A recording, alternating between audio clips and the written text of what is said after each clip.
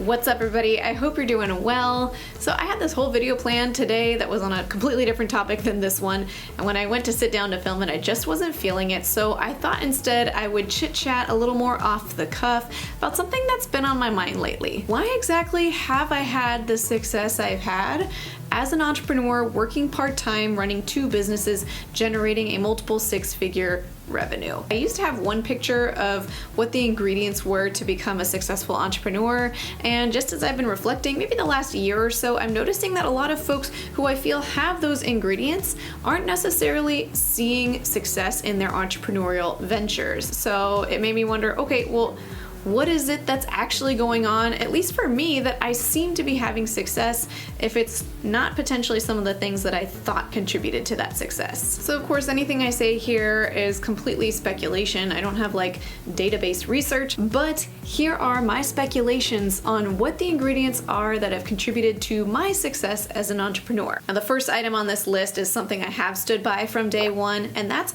authenticity. If you're inauthentic as an entrepreneur, then that means that you're gonna be trying to be someone that you're not, or trying to look like you're someone that you're not, and that's building an entire business on like an insecurity potentially, like who I am is not good enough to have a successful business, so I have to pretend to be somebody else. So you're feeding into those insecurities. Another ingredient that I think contributes to my success is that I've chosen businesses that leverage multiple of my skill sets. Emphasis on multiple. So it's not just finding like the thing that I'm good at and doing a whole bunch of that thing, but finding the things that I'm decent enough at and building something that leverages all of those skill sets. For YouTube, because I am not only decent at teaching, but I know how to edit videos, I know about SEO and how to build a business so that, you know, people find you, and I know about branding, then all of those things in combination give me a pretty unique competitive edge, because there's probably only so many people who share that exact same combination of skill sets. I think it's important to emphasize here too that I'm not particularly fabulous at any one of these skill sets. I'm not an expert therapist. I'm not an expert in private practice. I'm not an expert videographer. I'm not an expert teacher, but I'm pretty decent at a lot of things. And so by finding all those things that I'm pretty good enough at and putting them together, it's a win. Now, the next ingredient of my success that I'll name here is one that I hadn't really pinpointed until this week. And that's that I'm always intentionally looking for opportunities to face my fears. When I was in early high school, I developed very severe panic disorder where my world just kept closing in because I'm getting panic attacks here, so I'm not going to go there anymore. And now I'm getting panic attacks here, so I'm not going to do that anymore. It got so bad that eventually I decided to do something about it. And in high school, I did start systematic desensitization, and I just kept challenging myself until I worked through every single item on my fear hierarchy, and I made it through the most challenging fears such that it no longer triggered even a little bit of anxiety for me to do some of the biggest challenges on my hierarchy. All of this to say, I think this drive to constantly find and face my fears has massively benefited me as an entrepreneur. There's so much scary stuff that comes with being an entrepreneur, running your own business. Everything is my responsibility. My income is my responsibility and nobody else's. I don't want to get anything wrong or offer incorrect information because other people might be leveraging it. But for me, because of this mindset of always facing my fears, I just see those fears and I look to do my best to face those fears. It doesn't mean I always do a good job, or that there aren't days that I avoid facing those fears, but as a general rule of thumb, I think that's served me well,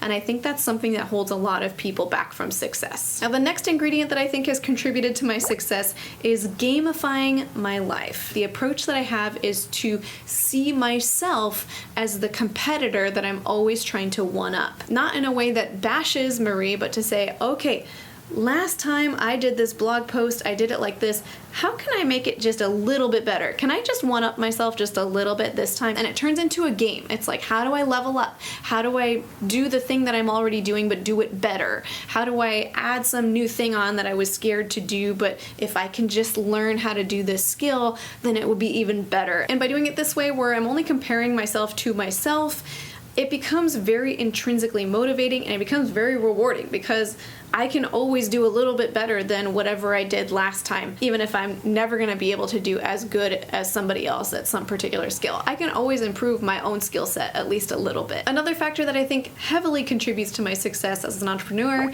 is grit. Angela Lee Duckworth describes grit as this combination of passion and perseverance. Basically being able to consistently show up for something even when it's hard, even if you're not very good at it.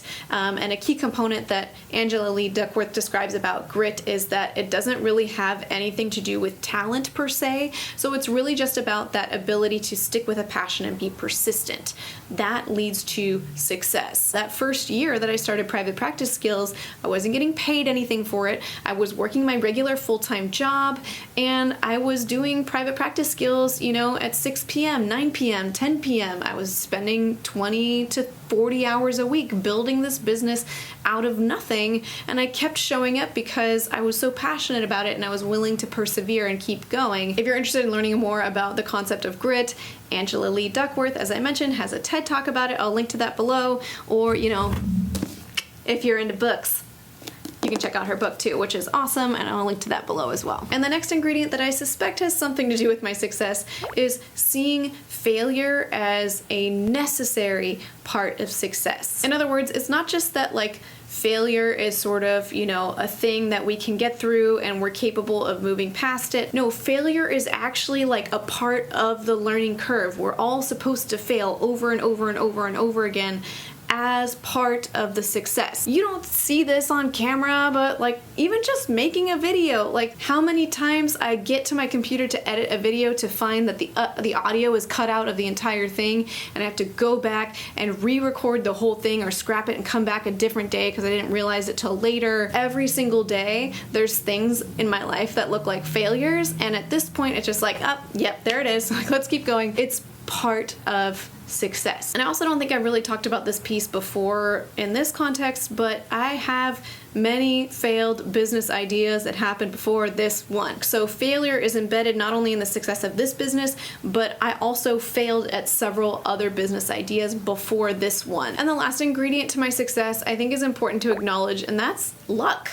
Just being at the right place at the right time. For example, I remember back when the pandemic first hit, my YouTube channel saw a huge spike in growth, which, maybe, I don't know why, is, people are looking for online learning or just everything's online. I can't plan that this pandemic's gonna hit and I'm gonna ride that wave. It's just it just happened. So there's a lot of factors beyond just that one that I'm just lucky. I think part of the reason why it felt important to share this video is because we can kind of get it in our minds, or I can get it in my mind, of what a successful entrepreneur looks like, and then see that I really don't look like that person and assume that then I'm not cut out for it. And not only that, there's a lot of factors that one could argue are to my detriment when it comes to being a successful entrepreneur.